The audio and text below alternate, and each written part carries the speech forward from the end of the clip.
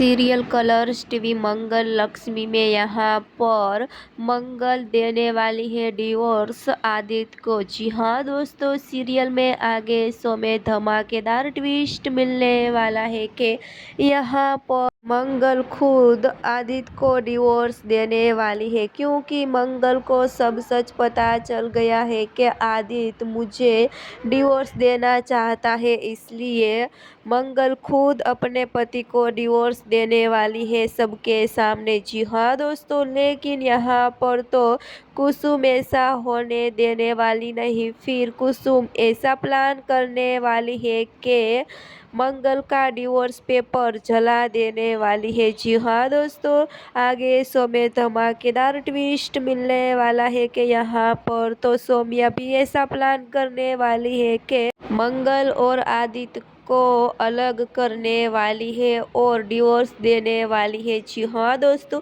Serial में आगे show में धमाकेदार ट्विस्ट मिलने वाला है। आगे देखने के लिए जुड़े रहिए, सब्सक्राइब और कमेंट करके हमें ज़रूर बताना। फिलहाल के लिए बस इतना।